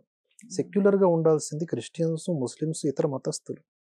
వాళ్ళకి నేర్పాలి సెక్యులరిజం గురించి. అరే నాయన, నీ మతమే మతం కాదు, నీ దేవుడి దేవుడు కాదు, వాడు వేరే పేరుతో పిలుస్తున్నా కొలుస్తున్నా వాడు దేవుడే. నీ యేసుప్రభే ఆరోపంలో ఉన్నాడు అనుకో, కాస్త విశాల హృదయంతో ఆలోచించు. ఎందుకు వాడిని సాతాన్లా చూస్తున్నావు? ఎందుకు విగ్రహారాధన పాపం అంటున్నావు? విగ్రహారాధన నువ్వు పాపం అంటే మరి నీకు చర్చే ఉండకూడదు, అక్కడ టీ సింబల్ ఉండకూడదు, అవన్నీ విగ్రహాలే కదా. విగ్రహం అంటే ఏంటి? ఒక రూపమే కదా, ఒక ఆబ్జెక్టే కదా విగ్రహం అంటే. వాటిని ఏంటి నువ్వు ఆధారంగా చేయకూడదు. మసీదు కూడా ఆధారమే, అది కూడా విగ్రహమే. దానికి ఒక చిన్న షేప్ ఉంటుంది, షేప్ ఇస్ నథింగ్ బట్ విగ్రహం. కనుక నువ్వు అలా చేయకూడదు అని చెప్పేంత విశాల హృదయం ఉండేటటువంటి, గొప్ప మనసు ఉండేటటువంటి మత పెద్దలు ఉండాలి. వాళ్ళకి తెలియాలి సెక్యులరిజం అంటే ఏంటో. సర్వధర్మ సమభావన కలిగి ఉన్న సనాతన ధర్మానికి సంబంధించిన హిందువులకు కాదు కదా. అందుకని భారతదేశం సెక్యులర్ కంట్రీగా పిలువబడుతూ హిందువుల్ని ఏమారుస్తూ హిందువులను అణచివేతకు గురి చేస్తున్నారు కనుక ఇది సెక్యులర్ కంట్రీ కాదు, హిందూ కంట్రీగానే పిలువబడాలి. హిందూ కంట్రీ కానీ హిందువులకు ఎక్కువ ప్రివిలేజ్ ఇవ్వాలి అని అంటాను నేను. రైట్. ఇప్పుడు ఈ రిజర్వేషన్స్ కానివ్వండి, లేకపోతే కొత్తగా కొన్ని కులాల వారీగా లేకపోతే కొన్ని మతాల వారీగా మైనారిటీస్ అని విభజిస్తున్న వాటి గురించి మీ అభిప్రాయం ఏంటి? అదే ఇప్పుడు రోహిత్ వేముల చట్టం ఒకటి తీసుకొస్తున్నారు. ఇప్పుడు మనకి కర్ణాటకలో. కర్ణాటకలో ఎస్సీ ఎస్టీ అట్రాసిటీ చట్టం ఉంది కదా, మళ్ళీ అదనంగా ఇదేంటిది అంటే ఎస్సీ ఎస్టీలకు అన్యాయం చేయటం, బీసీలకు అన్యాయం చేయటం, ముఖ్యంగా వాళ్ళ టార్గెట్ బ్రాహ్మణులు వంటి ఓసీలకు అన్యాయం చేయటం, వాళ్ళని భయపెట్టి లోపల వేయటం. ఒక విద్యాలయాల్లో చదువులు తప్ప రాజకీయాలతో సంబంధం ఉండకూడదు, కానీ విద్యాలయాల్లో కూడా సంఘర్షణ వాతావరణాన్ని క్రియేట్ చేయడానికి, వైషమ్యాల్ని సృష్టించడానికి అని చెప్పేసి ఇలాంటి చట్టాలు తీసుకొస్తారనమాట. కులాల ఆధారంగా, మతాల ఆధారంగా. ఇప్పుడు రోహిత్ వేముల చట్టం ఇంకా అది ఏమీ అప్లై చేయబడలేదు, అమలు కాదు. కాకపోతే చెప్తున్నది ఏంటంటే ఇది విద్యాలయాల్లో అప్లై చేస్తున్నటువంటి చట్టం అనమాట. ఇది ఒక ఉదాహరణగా మీరు అర్థం చేసుకుంటే సరిపోతుంది. ఏంటండి ఈ చట్టం ఏంటి అసలు? స్టూడెంట్స్ మధ్య అంటే ఎస్సీ ఎస్టీ మైనారిటీ స్టూడెంట్స్ పైన ఎవరైనా వివక్షపూరితంగా వ్యవహరిస్తే, వాళ్ళని తిట్టినా, ఆ పేర్లతో కొట్టినా, లేదా పక్కన పెట్టినా తప్పకుండా వాళ్ళు నాన్ బెయిలబుల్ 1 year జైల్లో ఉండాల్సిందే. నాన్ బెయిలబుల్, వాదించుకోవడానికి కూడా లేదు. డైరెక్ట్ స్టూడెంట్స్కే 2-3 సెమిస్టర్లు పోతాయి, వాడి జీవితం కొలాప్స్, వాడు లేదా ఆవిడ. సరే ఓ పని చేద్దాం, ఒక మైనారిటీ స్టూడెంట్ ఉన్నాడు, అంటే ముస్లిమ్స్, క్రిస్టియన్స్ ఎవరన్నా కావచ్చు, సరే దళిత అనుకుందాం. ఈ హక్కుల్ని దుర్వినియోగం చేసుకునే అవకాశం లేదా నేను చెప్తాను చూడండి. ఒక బ్రాహ్మణ అమ్మాయి ఉందనుకుందాం, ఒక బ్రాహ్మణ అమ్మాయి వెంట పడతా ఉంటాడు ఒక వ్యక్తి, ఈ హక్కులు కలిగి ఉన్నటువంటి వ్యక్తి, ఈ చట్టం ద్వారా. ఆ అమ్మాయి ఒప్పుకోదు, లేదు మా ఇంట్లో ఒప్పుకోరు, అండ్ నేను ఇంకొకరిని ప్రేమిస్తున్నాను, లేకపోతే మా ఇంట్లో సంబంధాలు చూస్తున్నాను, ఒప్పుకోదు ఆవిడ. గ్లడ్జ్ పెంచుకొని ఒకప్పుడు యాసిడ్లు గట్రా పోసేవాళ్ళు, ఇప్పుడు ఈ చట్టాలు కనుక అప్లై అయితే వెళ్తారు. దీనికి సంబంధించిన బోర్డు కమిటీ ఉంటుంది అనమాట. ఈ రోహిత్ వేముల చట్టం అంటే ఒక కమిటీ ఉంటుంది, విచారణ కమిటీ. ఆడికి వెళ్ళి కంప్లైంట్ ఇస్తాడు. కంప్లైంట్ ఇచ్చిన వెంటనే లోపల వేసేయాలి అమ్మాయిని. ఏమని ఇస్తాడు? విచారణ ఏముండక్కర్లా, ఫస్ట్ ఇమీడియట్ లోపలేసి తర్వాత విచారణ. ఏమిస్తాడు? ఆ అమ్మాయి నేను జస్ట్ ప్రపోజ్ చేశాను, జాతి పేరు మీద నన్ను దూషించింది అంటాడు. అది నిజమా కాదా తర్వాత విచారణలో తేలుద్ది, ముందైతే ఆవిడ సెమిస్టర్ అయిపోద్ది. ఇలాంటి ప్రమాదకరమైన చట్టాలు ఎందుకు తీసుకొస్తున్నారు అంటే ఎస్సీ ఎస్టీలకు అన్యాయం చేయటం. ఎస్సీ ఎస్టీలని ఎక్కడ, అది బయట కూడా ఉన్నాయిగా ఆ చట్టాలు, విద్యాలయాలకు ఎందుకు అప్లై చేస్తున్నారు? రేపొద్దున్న రాహుల్ గాంధీ కూడా ఆల్రెడీ తయారు చేశాడు, అది పేపర్లు దిద్దే వాళ్ళు పెద్ద కులపోలు కాబట్టి చిన్న కులపోలకు తక్కువ మార్కులు వేస్తాం. ఇవన్నీ లేనిపోయిన అండ్రెస్ట్లు క్రియేట్ చేయడం కాదండి. చదువుకున్నాడు పైకి వస్తాడు, చదువు లేనివాడు పనికి రాకుండా పోతాడు. దీంట్లో కూడా ఇలా క్రియేట్ చేసి ఈ మైనారిటీలు అంటూ ముస్లింలకు కూడా ఇందులో యాడ్ చేయటం, క్రిస్టియన్లను కూడా యాడ్ చేయటం. ఇప్పటికే క్రిస్టియన్లకి ఎస్సీలకి తేడా లేదన్నట్టు మాట్లాడుతున్నారు. మతం మారితే వాడు బీసీసీ అవ్వాలి. సరే, ముస్లింలను తీసుకొస్తున్నారు. ఒక ముస్లిము ఎస్సీ ఎస్టీ అట్రాసిటీ చేసినా కూడా వాడికి శిక్ష ఉండదు, ఎందుకంటే వీడు కూడా దాంట్లో కలిసిపోయాడు. ఇప్పుడు మీకు అర్థమైంది కదా. ఎస్టీలు ఎస్సీలు వాళ్ళ మీద వాళ్ళు అట్రాసిటీ వేసుకోలేరుగా నాకు తెలిసి. ఇప్పుడు మైనారిటీలు కూడా ఇందులో చేర్చబడ్డారు కాబట్టి ఈ చట్టంలోకి. విద్యాలయాల వరకన్నా సరే ఒక ముస్లిము ఒక ఎస్సీ ఎస్టీని తిట్టాడు అనుకోండి, వాడి మీద ఈ చట్టం ప్రయోగించబడదు, ఎందుకంటే వాడు కూడా అదే చట్టం పరిధిలోకి వస్తున్నాడు. ఇంత సంక్లిష్టమైన, కేవలం ఒక వర్గాన్ని, ఒక వర్గపు స్టూడెంట్స్ని అణచడానికి విషపూరితమైనటువంటి చట్టం కాదా? బీసీలకు అన్యాయం చేయడం కాదా? ఎస్సీ ఎస్టీ హక్కులను హరించడం కాదా? కనుక దాని మీద న్యాయ పోరాటం జరుగుతుంది, అది నిలబడదు. కానీ ఈ విధంగా చెప్పడం ద్వారా, వాళ్ళు హామీలు ఇవ్వడం ద్వారా ఒక వర్గపు ఓటు బ్యాంకు పదిలంగా ఉంటుంది. ఇప్పుడు మన కోసం ఆలోచిస్తున్నాడు రా, మన ముస్లింల కోసం, మన క్రిస్టియన్ల కోసం, వాళ్ళు కూడా ఆలోచించాలి. మనలో మనకి కొట్లాట్లు పెట్టడానికి తీసుకొస్తున్న చట్టాలు ఇవి, వీటికి ఎంత దూరం ఉంటే అంత మంచిది ఇలాంటి వాళ్ళకని వాళ్ళు కూడా విచక్షణగా ఆలోచిస్తే అందరం బాగుంటాం. ఉన్నది ఒకటే దేశం, ఇలాంటి దేశం ఇంకెక్కడన్నా ఒకటి ఉందా? ఇస్లామిక్ దేశంలోకి వెళ్ళి భారతీయ ముస్లిం బతకగలడు హ్యాపీగా? క్రిస్టియన్ కంట్రీస్లోకి వెళ్ళి ఇక్కడున్న క్రిస్టియన్ హ్యాపీగా బతకగలడు ఇక్కడున్నట్లుగా, ఇంత స్వేచ్ఛగా?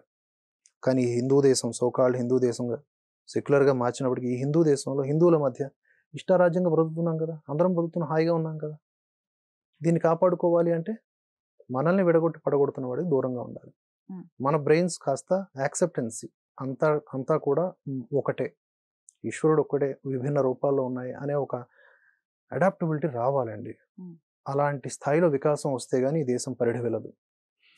వాళ్ళు వస్తారో నా నమ్మకం లేదు, ఎందుకంటే వాళ్ళు నిరంతరం నూరు వేయబడతా ఉంటారు, బ్రెయిన్స్ వాష్ చేయబడతా ఉంటాయి. ప్రతి సండే వాళ్ళు, ప్రతి ఫ్రైడే వీళ్ళు అది చేస్తూ ఉంటారు. హిందువులు మాత్రమే ఏమార్చబడుతూ ఉంటారు కనుక తప్పకుండా హిందువులు గనక అవేకన్ అయితే, హిందువులు యాక్టివేట్ అయితే వాళ్ళ ద్వారా మిగతా మతాలు రక్షించబడతాయి ఆటోమేటిక్. కుబేర మూవీ గురించి కొన్ని కామెంట్స్ చేయటం చూశాను నేను మీ ఛానల్లోనే వీడియో రూపంలో. ఏంటంటే మీకున్న అభ్యంతరాలు ఏంటి అసలు సినిమాలో? భావజాల పరంగానండి. కుబేర మూవీలో ఏం చెప్పాలనుకున్నాడు అనే దానికి ఒక క్లారిటీ లేదు. 3 గంటల పైచిలుకున్నటువంటి నిడివి గల సినిమాలో ప్రేక్షకుల సహనాన్ని పరీక్షించాడు ఒక ఎత్తు అయితే, పైన స్టేజీ మీద గప్పాలు కొట్టుకోవడం అని చూసి ఏదో నిజంగా మ్యాటర్ ఉందేమో అనుకుంటాం, కానీ లోపలంతా డొల్ల. ఒక హిందూ దేవాలయాలు అవన్నీ దేనికి పనికిరావు అనే కోణంలో చెప్పటం, ఓకే, ఇండైరెక్ట్గా అది ఎలా చాలా తెలివిగా ఉంటుంది, అవునా అనిపించేలాగా హిందువులే. అలా ఎక్కడ అనిపించింది మీకు ఆ పాయింట్? ఉదాహరణకి ఆయన ఇప్పుడు అన్నదానం ఎక్కడ దొరుకుతుంది అంటే ఆయన పరిగెట్టుకుంటూ ఒక మసీద్ దగ్గరికి పోతాడు. అన్నదానం మసీదుల దగ్గర నేను ఎప్పుడు చూడలేదు. అన్నదానం అంటేనే హిందువులకు సంబంధించింది కదా. ఇట్లా కొన్ని.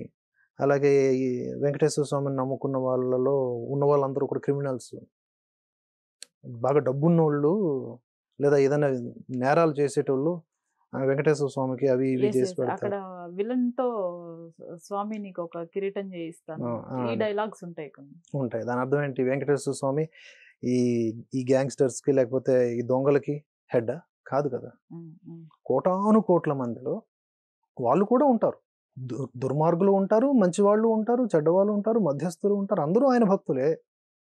వీడు అపరాధ భావంతోనో లేదా తప్పు చేశాడు దానికి పరిహార భావంతోనో ఇస్తున్నాడు, డబ్బు ఉంది కాబట్టి వాడు ఎలివేట్ అవుతున్నాడు, మీడియా ఎలివేట్ చేస్తుంది. సైలెంట్గా వాడు కిరీటం ఇచ్చి వెళ్ళిపోతే ఎవడు పట్టించుకుంటాడు? ఈశ్వరుడు ఎలాగో తీసుకోడు, మనం పెడుతున్నాం అంతే. ఈశ్వరుడు తీసుకునేది ప్రేమపూర్వకంగా ఒక పేదవాడిచ్చే పువ్వునే. నువ్వు డబ్బు ఇస్తున్నావు, ధనం ఇస్తున్నావు, బంగారం ఇస్తున్నావు, అది కాదు కదా ఈశ్వరుడు అంటే. అలా చెప్పగలగాలి. కానీ మెల్లగా మెల్లగా మెల్లగా హిందూ గాడ్స్ అంటే ఒక రకమైన నిర్వచనం, మిగతా వాళ్ళ యొక్క విశ్వాసాలు చాలా సౌభ్రాతృత్వంతో కూడుకున్నవి అని ఇలాగా చెప్పటం కొంచెం బాధాకరం అనిపించింది. అండ్ అలాంటిది ఇంకోటి పేదవాడు, బిచ్చగాళ్ళు, ఆ బిచ్చగాళ్ళు తెచ్చుకునే ఫార్మాట్ 3 రాష్ట్రాల నుంచి రిక్రూట్ చేసుకోవటం, అసలు అంటే ఒకటి దగ్గరే డబ్బు ఉండిపోకూడదు, అంటే ధనవంతుల మీద పేదవాడికి ఒక దాన్ని ఏమంటారు శత్రుత్వ భావన పెంపొందించడం, ఇది ఒక ఐడియాలజీ అనమాట. ధనవంతుడు ఏంటి, పేదవాడు ఏంటి, మంచివాడు చెడ్డవాడు, అందరూ పేదవాళ్ళు, అందరూ ధనవంతులు ఏ రాష్ట్రంలోనూ ఉండరు, ఏ దేశంలోనూ ఉండరు. కనుక ఈ రెండింటి మధ్య సమన్వయాన్ని జోడింపజేయాలి. ఒక ధనవంతుడి ద్వారా ఉద్యోగాలు సృష్టించబడతాయి, నలుగురు బాగుంటారు. ఒక పేదవాడు లేదా ఒక కష్టజీవి వాడి ద్వారా శ్రమ అనేది ఈ లోకానికి అవసరమే కదా. కొన్ని పనులు వాళ్ళ ద్వారా జరుగుతాయి, కొన్ని పనులు వీళ్ళ ద్వారా జరుగుతాయి. ఈ వీళ్ళ మీద వీళ్ళకి వైరుధ్యాలు క్రియేట్ చేయడం. ఆ డబ్బు అంటే ఒక అంబానీ దగ్గర ఎంత డబ్బు ఉందో తెలుసా? మొత్తం 90% మంది భారత పేద ప్రజల దగ్గర ఎంత డబ్బు ఉండాలో అంత డబ్బు వీడి దగ్గర ఉంటుంది. అంటే ఏంటి దాని అర్థం ఏంటి? ఆయన 10 లక్షల మంది ఇండైరెక్ట్గా డైరెక్ట్గా చూసుకుంటే 20 లక్షల మంది ఉద్యోగులు ఉన్నారు రిలయన్స్కి. ఒక రకమైన హేట్రెడ్ క్రియేట్ చేయడం, మెల్లగా మెల్లగా మెల్లగా లేనివాడికి ఉన్నవాడి మీద చూసి జుగుప్స కలిగించడం కాదు, అలా కాదు. ఆ స్థాయికి మనం ఎలా చేరుకోవాలి? పచ్చళ్ళు అమ్ముకునే వాళ్ళు ఈరోజు పెద్ద పెద్ద స్థాయికి ఎలా వెళ్ళారు? మెల్లగా వ్యూహాత్మకంగా అడుగులు వేసుకుంటూ వెళ్తారు. మనం అలా వెళ్ళాలి, అది ఇన్స్పిరేషన్ అవ్వాలి. ఆ శక్తి ఉంటే మనం క్రియేటర్స్ అవ్వాలి, శక్తి లేదు మేధోపరంగా అంటే మనం శ్రామికులం అవ్వాలి, ఇంతే. ఈ వీళ్ళే ఇప్పుడు మరి శేఖర్ కమ్ముల గారు తమకు వచ్చినటువంటి డబ్బుల్లో ఎంత డబ్బు ఇచ్చేశారు పేదవాళ్ళకి? అదే రూల్స్ వాళ్ళకి అప్లై చేయబడతాయి కదా. మళ్ళీ అదే సెట్లో ఒకటి అది ఎందుకు? అందరూ డైరెక్టర్లు అవ్వచ్చుగా, అందరూ యాక్టర్లు అవ్వచ్చుగా. అవ్వదే. మొత్తం 24 క్రాఫ్ట్స్ ఉన్నాయి, 25th క్రాఫ్ట్ ఇంక్లూడింగ్ గ్రాఫిక్స్. 25 క్రాఫ్ట్లు ఎందుకు? అవి విభజించడాలు కావా జనాల్ని? అలా వాదించాలి అనుకుంటే అలా కూడా చేయొచ్చు. ఇక్కడ హిందూ ధర్మంలో చాతుర్వర్ణ వ్యవస్థ, బ్రాహ్మణ క్షత్రియ వైశ్య శూద్ర అనగానే వీళ్ళందరూ నొప్పులు వచ్చేస్తాయి. అదేంటి అడ్మినిస్ట్రేషన్ కాదా? కష్టపడేవాడు శూద్రుడు, వాడిని ఎవడు తక్కువ చేయమని చెప్పలేదు. కాళ్ళతో పోల్చారు, కాళ్ళని నరుక్కో అయితే నిలబడతావేమో చూస్తాం. కాళ్ళతో పోల్చడం కాదు, అది ఆధారం, పునాదులు అవి. శ్రమతో పోల్చారు. ఆలోచన శక్తి ఇక్కడ ఉంటుంది కాబట్టి ఆలోచన బ్రాహ్మణత్వం అని చెప్పారు. ఎవరికైతే ఆలోచన శక్తి గొప్పగా ఉండి వాడి ద్వారా మంచి మంచి అద్భుతాలు సృష్టించబడతాయో మానవాళికి లేదా సమస్త సృష్టికి, వాడు బ్రాహ్మణుడు అవుతాడు. ఋషులందరూ వాళ్ళే కదా. వేదవ్యాసుడు బ్రాహ్మణుడా? అయితే ఇక్కడ ఈ మనధర్మం ప్రకారము వీటి ప్రకారము కాదండి ఈ వ్యవస్థ వచ్చింది, ఈ కుల వ్యవస్థ వచ్చింది. అండ్ ఈ కుల వ్యవస్థ అంత బేసిక్గా చాలా మంది అణచివేయబడ్డారు అని చెప్పేసి కాదా మత మార్పిళ్ళు ఎక్కువైంది? అదే ఇది ఒక లెక్క ఉంది. ఏది అహంకారం, మనిషికి వచ్చినటువంటి అహంకారం. కేవలం బ్రాహ్మణులకి అంటే నేను బ్రాహ్మణుని కాదు, మళ్ళీ చెప్తున్నా, నేను బీసీ. కానీ నేను చెప్తున్నా, ఒక వర్గాన్ని ఒక వర్ణాన్ని అనడం కరెక్ట్ కాదు.